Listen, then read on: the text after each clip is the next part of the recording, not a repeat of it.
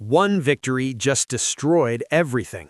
On December 28th, the Cleveland Browns defeated the Pittsburgh Steelers 13-6, and in that single moment, Shedeur Sanders' entire future collapsed.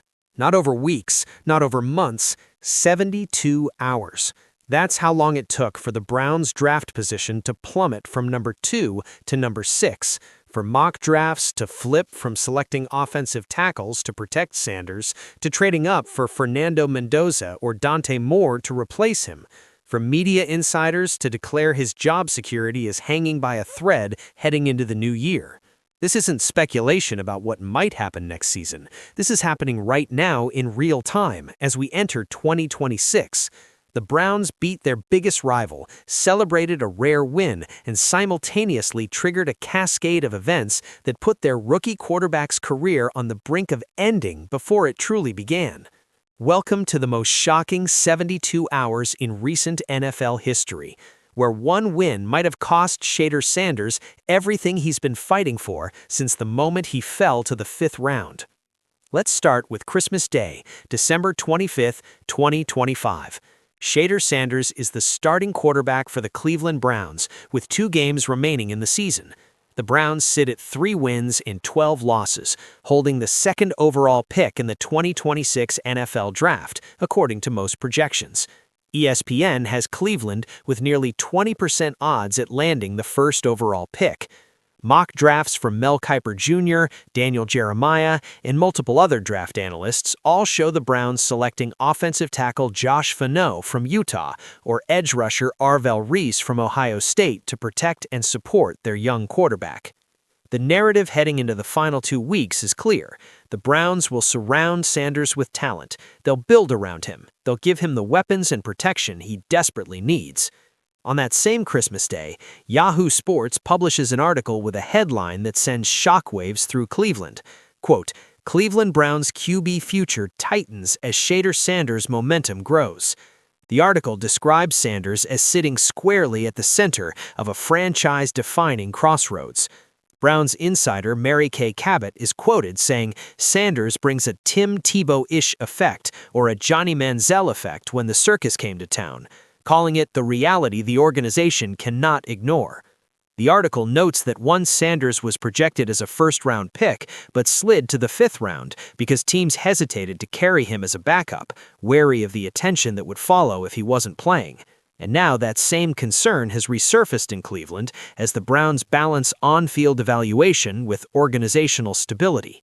But despite the uncertainty, despite the concerns, despite the questions, Sanders is still the starter heading into Week 17. He's still the guy. The Browns are still in position to draft high and get him help. Everything seems manageable. Difficult, yes. Uncertain, absolutely. But manageable. And then Sunday, December 28th arrives. Week 17. Cleveland versus Pittsburgh, the most bitter rivalry in the AFC North.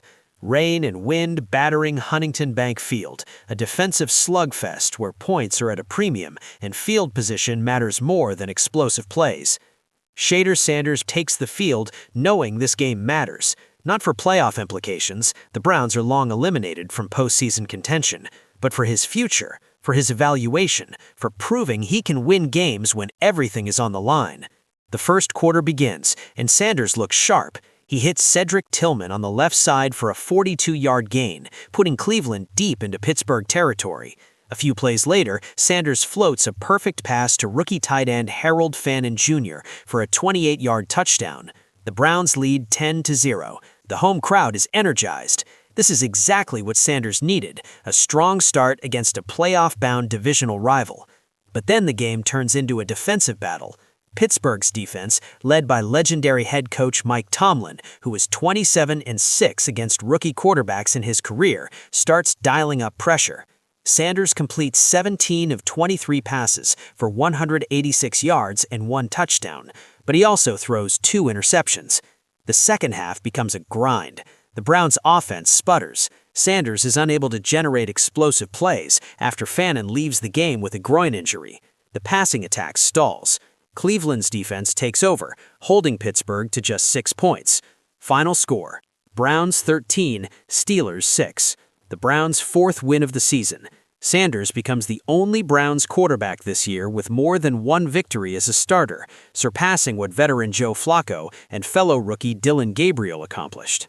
The locker room celebrates. Players embrace. Myles Garrett, despite being held without a sack and missing a chance at the NFL's single-season record, is elated about beating Pittsburgh. Veteran offensive lineman Joel Bitonio calls it best-case scenario, saying beating the Steelers at home to make them keep fighting for the playoffs is what it's all about. Sanders handles the post-game media with his usual composure, talking about focusing on execution and trusting his teammates. Everything seems positive. A win against a divisional rival, progress for a rookie quarterback, something to build on heading into the final game of the season. And then, reality hits. Within hours of the final whistle, the NFL draft order updates. The Las Vegas Raiders, who lost to the New York Giants 34-10, secure the number 1 overall pick. The Giants, despite winning, hold the number 2 pick due to strength of schedule tiebreakers. The New York Jets move to number 3. The Tennessee Titans sit at number 4. The Arizona Cardinals are 5th. And the Cleveland Browns? They drop all the way to number 6. 2 weeks ago, ESPN had Cleveland with a 19.9% chance at the first overall pick. Now they're sitting 6th, and the implications are staggering. Indiana quarterback Fernando Mendoza, the Heisman Trophy winner who threw 33 touchdown passes this season and set the single-season record for the Hoosiers, is projected to go number 1 overall to the Raiders. Oregon quarterback Dante Moore, who completes over 72% of his passes and averages over 10 yards per attempt with elite arm talent and mobility, is expected to go number 2 to the Giants or Jets. By the time Cleveland is on the clock at pick 6, both elite quarterback prospects could be long gone. The Raiders need a quarterback desperately. The Jets just fired their head coach and are in full rebuild mode. They need a quarterback. Even the Cardinals, sitting at pick 5, could take a signal caller after Kyler Murray's inconsistent season. Within 24 hours of the Steelers' victory, mock drafts across the internet completely flip. Sports Illustrated publishes a new projection showing the Browns packaging their 6th overall pick with the first rounder they acquired from the Jacksonville Jaguars in last year's Travis Hunter trade to leapfrog other teams and grab either Mendoza or Moore. A to Z Sports releases a mock showing Cleveland trading up aggressively, but other mock drafts take a completely different approach.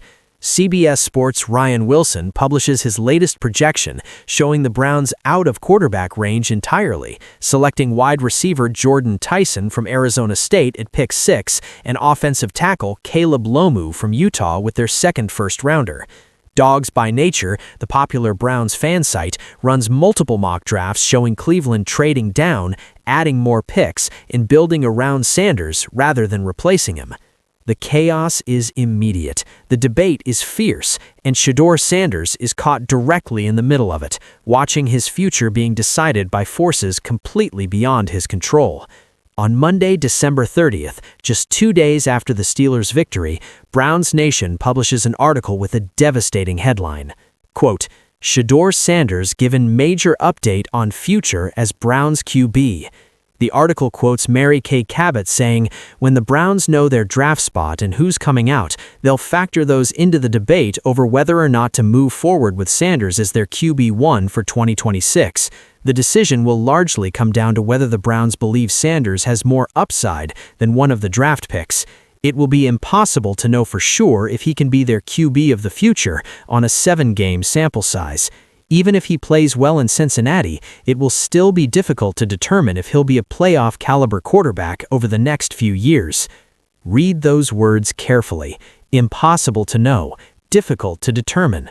The Browns, after drafting Sanders in the 5th round 8 months ago, after naming him the starter 6 games ago, after watching him win games and develop in real time, are publicly stating through their most trusted insider that they genuinely don't know if he's the answer. And why? Because they now hold the 6th pick instead of the 2nd. Because Fernando Mendoza and Dante Moore are suddenly within reach if they're willing to trade up. Because one victory against Pittsburgh, which should have been celebrated as progress, instead became a referendum on whether Sanders is worth keeping or worth replacing.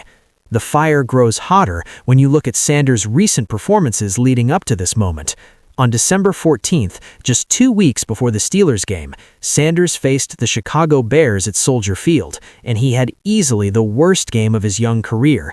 18 completions on 35 attempts, 177 yards, 0 touchdowns, 3 interceptions, 5 sacks, a passer rating of 30.3, which was the 6th worst by any quarterback with at least 10 passes in a game all season. Bears defenders mocked him after the game. Cornerback C.J. Gardner-Johnson looked at a pretend watch on his wrist and said it's about time Sanders ran into some problems, adding that sometimes you have to teach a rookie how to stay in a rookie's place. Linebacker DeMarco Jackson grabbed an interception after tipping a Sanders pass into the air. Cornerback Jalen Johnson ripped the ball away from receiver Jerry Jeudy in what should have been a touchdown, recording an interception without even turning to face the quarterback. The criticism was brutal.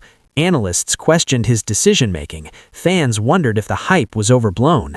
And then came December 21st, the game against the Bills, where Sanders had not one, but 2 chances to lead game-winning drives in the fourth quarter.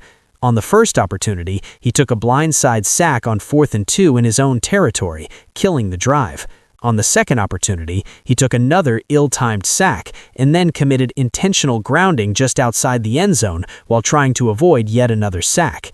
The Browns lost 23-20, dropping to 3-15 on the season.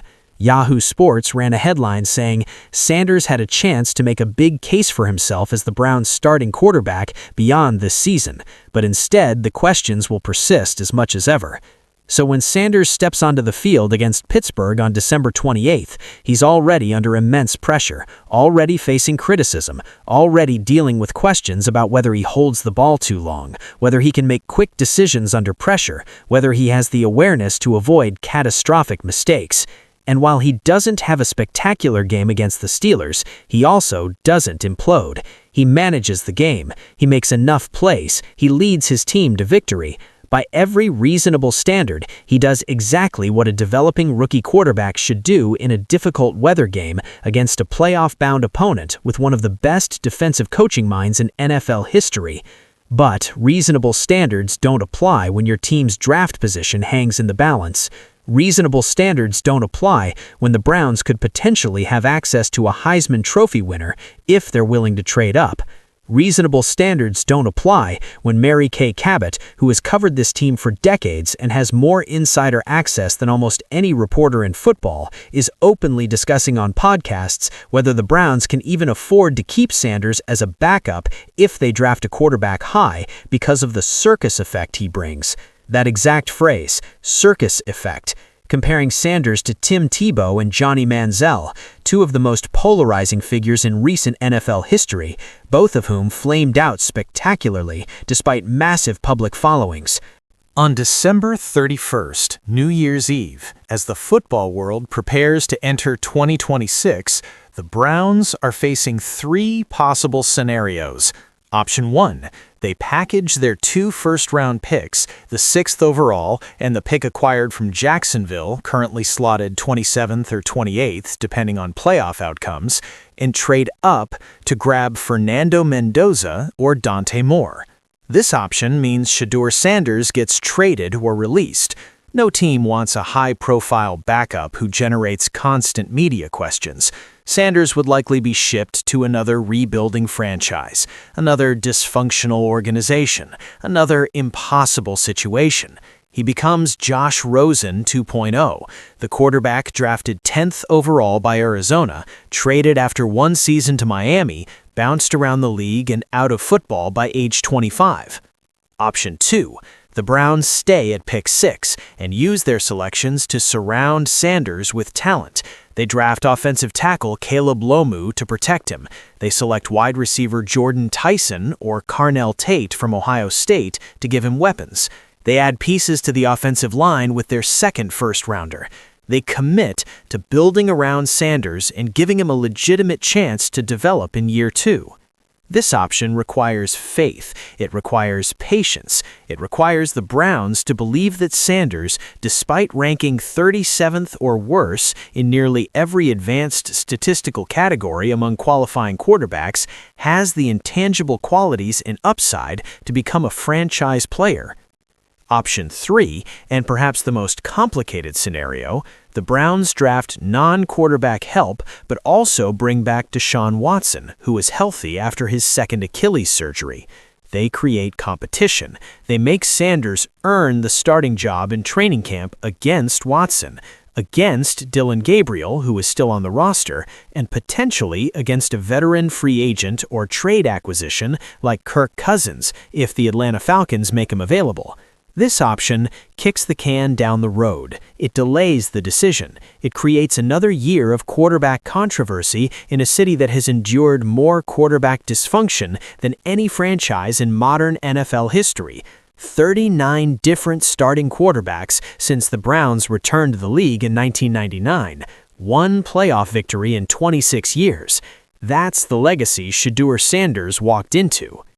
But here's what makes this situation so shocking, so unprecedented, so utterly insane.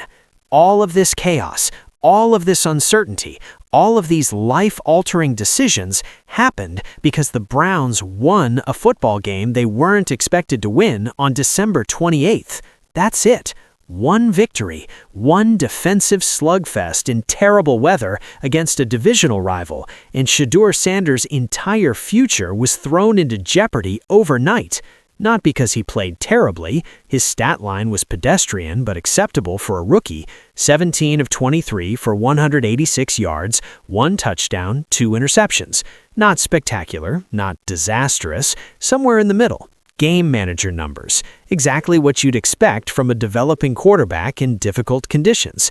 But because that game mattered for draft positioning, because the Browns dropped 4 spots in the order, because Fernando Mendoza and Dante Moore suddenly became realistic options if Cleveland is willing to be aggressive, everything changed. Mock drafts flipped, insider reports shifted, media narratives transformed, and Shedeur Sanders went from being the Browns' future to being a question mark, all within 72 hours. Yahoo Sports published an article on December 29th with the headline, "Browns' Week 17 win could lead to Shedeur Sanders starting in 2026. The article notes that with the Browns' draft pick now outside the top 2 or even top 3, their odds of landing a top quarterback are slim, and with this QB class being a very shallow one, the Browns are much more likely to go elsewhere in the first round. Sanders might be getting a chance to start for the Browns in 2026, thanks in part to their Week 17 win over the Steelers. No longer in range to take a quarterback, the Browns might wait a year and target what's shaping up to be a great 2027 draft class. Think about the absurdity of that. Shedeur Sanders might survive not because the Browns believe in him, not because he's proven himself, not because he's earned it, but because they won a game that dropped them out of range to draft his replacement. He might keep his job by default, by accident, by circumstance. That's the reality of being a 5th-round pick in a dysfunctional organization with a top 6 draft selection and access to elite quarterback prospects. Your future isn't determined by your play, it's determined by where your team picks in April. Former NFL quarterback Chase Daniel, who now works as an analyst, came to Sanders' defense on December 30th. Daniel said Sanders is making major strides and that the kid has worked really hard and loves the game. ESPN's Ryan Clark has been even more vocal, repeatedly pointing out that Sanders' character has been attacked unnecessarily and calling the situation a grifter's paradise, where people use Sanders' name to drive clicks and engagement without caring about the truth. Clark has argued that there's racial bias in how Sanders is evaluated compared to white quarterbacks, noting that when Sanders celebrates or shows confidence, he's called arrogant, but when white quarterbacks do the same, they're called leaders. But none of that matters right now. None of the nuance, none of the context, none of the legitimate arguments about development time and supporting cast quality matter when the Browns are sitting at pick 6 with the ability to trade up for a Heisman Trophy winner. Jimmy Haslam, the owner of the Browns, who has overseen one playoff victory in over a decade of ownership, who gave Deshaun Watson $230 million fully guaranteed, despite 22 civil lawsuits, who has cycled through coaches and quarterbacks like they're disposable, now faces the biggest decision of his tenure. Does he stick with the fifth-round rookie who has shown flashes but also significant struggles? Or does he mortgage the future, trade multiple first-round picks, and grab Fernando Mendoza or Dante Moore? The New York Jets, who hold the third overall pick and also have 2 first-rounders, are in a similar position.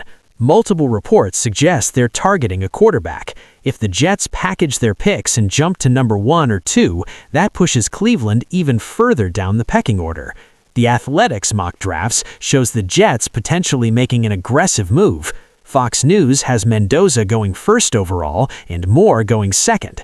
By the time Cleveland is on the clock, there might not be any top-tier quarterbacks left, which means the Browns would have to outbid the Jets, outbid any other quarterback-needy team, and potentially give up massive draft capital to move up high enough. Dogs by Nature published an article on December 31st, just hours ago, discussing whether the Browns should make that move. The article notes that with Fernando Mendoza being 6'5", 225 pounds, with a strong arm and excellent ball placement, completing 68.1% of his passes with nearly 3 times as many touchdowns as interceptions, he's everything an NFL team wants in a franchise quarterback. Scouts compare him to Justin Herbert and Trevor Lawrence. He won the Heisman Trophy. He led Indiana to an undefeated regular season. He's the safest pick in the draft. If the Browns can get him, don't they have to pull the trigger regardless of what it costs? And that brings us to where we are right now. New Year's Eve, December 31st, 2025. Shedeur Sanders has 1 game remaining in his rookie season, one final opportunity to prove himself. Week 18 against the Cincinnati Bengals on January 4th, 2026. The Bengals, led by superstar quarterback Joe Burrow, who himself has raised questions about whether he wants to stay in Cincinnati long-term, will be playing for playoff positioning or pride, depending on other results. For Sanders, it's the most important 60 minutes of his life. A strong performance, multiple touchdowns, smart decisions, and maybe, just maybe, the Browns decide to build around him. A disaster, multiple turnovers, costly mistakes, and the decision becomes easy. Trade up, draft a quarterback, move on. Browns insider Kay Cabot was crystal clear in her recent reporting. The Browns are at a franchise-defining crossroads at quarterback. The decision will come down to whether they believe Sanders has more upside than the available draft prospects, and even if Sanders plays well against Cincinnati, it will still be difficult to determine if he'll be a playoff-caliber quarterback over the next few years. That last sentence is particularly damning. Even if he plays well, even if he does everything right in the season finale, it might not matter. The Browns might decide that a Heisman Trophy winner from a major program is too good to pass up, that Fernando Mendoza's resume is too impressive, that Dante Moore's upside is too tantalizing. Multiple mock drafts published in the past 48 hours show the Browns taking non-quarterback positions at pick 6. Ryan Wilson's CBS Sports mock has Cleveland selecting wide receiver Jordan Tyson.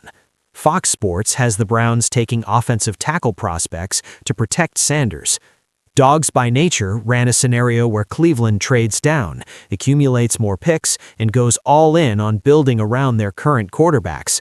But other scenarios show the opposite.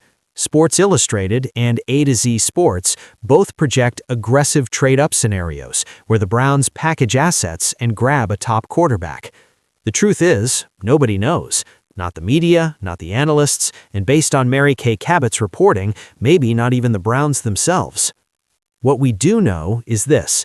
Shedeur Sanders walked into Cleveland 8 months ago as a polarizing 5th-round pick who fell from projected top 10 status due to concerns about media attention, character questions from anonymous scouts, and pre-draft interview performances that rubbed teams the wrong way.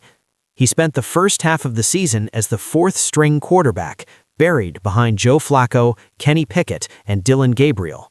He finally got his chance when Gabriel suffered a concussion in Week 11. He made his debut while his home was being burglarized, with 3 masked individuals stealing $200,000 worth of his belongings. He won his first career start against the Las Vegas Raiders. He threw for 364 yards and 4 total touchdowns against Tennessee in a losing effort. He had his worst game against Chicago with 3 interceptions and 0 touchdowns. He struggled late against Buffalo with costly sacks. And then he managed the game against Pittsburgh well enough to secure a victory. 6 starts, 2 wins, 7 touchdown passes, 10 interceptions, 58.3% completion rate, 68.1 passer rating, 20.2 QBR, 48.6 Pro Football Focus grade, ranking 41st out of 41 qualifying quarterbacks. By virtually every statistical measure, Sanders has been one of the worst quarterbacks in the NFL this season. But context matters. He's a 5th-round rookie playing behind one of the league's worst offensive lines. He's been pressured on over 43% of dropbacks. He's been sacked 13 times in 6 games. His receivers have dropped passes. His play calling has been questionable at times. His supporting cast is mediocre at best. The question the Browns must answer is whether those statistics reflect who Shedeur Sanders actually is as a quarterback, or whether they reflect the impossible situation he's been thrown into. Is he a bust who can't process NFL speed and makes poor decisions under pressure, or is he a talented player who needs time, coaching, and better pieces around him to succeed? The answer to that question will determine whether he's in Cleveland next September, or whether he's playing elsewhere after being traded, or whether he's sitting behind Fernando Mendoza watching from the sideline. What makes this story so shocking is the timeline, not the season-long struggles, not the gradual loss of confidence, the 72 hours from December 28th to December 31st. Christmas Day, Sanders is the Browns starter with the team positioned to draft offensive help. 3 days later, after a victory against Pittsburgh, his entire future is uncertain. Mock drafts have flipped, insider reports have shifted, media narratives have transformed, and Shedeur Sanders, through absolutely no fault of his own, is fighting for his professional life because his team won a game they weren't supposed to win and dropped 4 spots in the draft order as a result. This is the NFL, where careers are made and destroyed by circumstances beyond a player's control, where draft position matters more than performance, where winning can somehow hurt you, where a rookie quarterback can do everything asked of him against a division rival and still walk away with his job in jeopardy because teams ahead of you in the draft order lost games they should have won. Shedeur Sanders is living that reality right now. 1 game remains. Cincinnati Bengals on January 4th. 60 minutes to prove he's the answer. 60 minutes to change the narrative. 60 minutes to save his job. That's where we are as we enter the new year. The most shocking quarterback controversy in recent memory, all because of one December victory that changed everything overnight. This is the complete breakdown of how Shedeur Sanders' future in Cleveland became completely unstable in just 72 hours following the Browns' Week 17 victory over Pittsburgh. All information is based on reports from NFL insiders, including Kay Cabot, official draft order updates following Week 17 results, published mock drafts from major outlets including CBS Sports, Fox Sports, ESPN, Sports Illustrated, and Dogs by Nature, and Sanders' statistical rankings through December 31st, 2025. The situation continues to develop rapidly. Final roster and draft decisions will be made by Browns ownership and management in the coming weeks and months. We encourage viewers to follow official Browns announcements and verified sources for the most current information.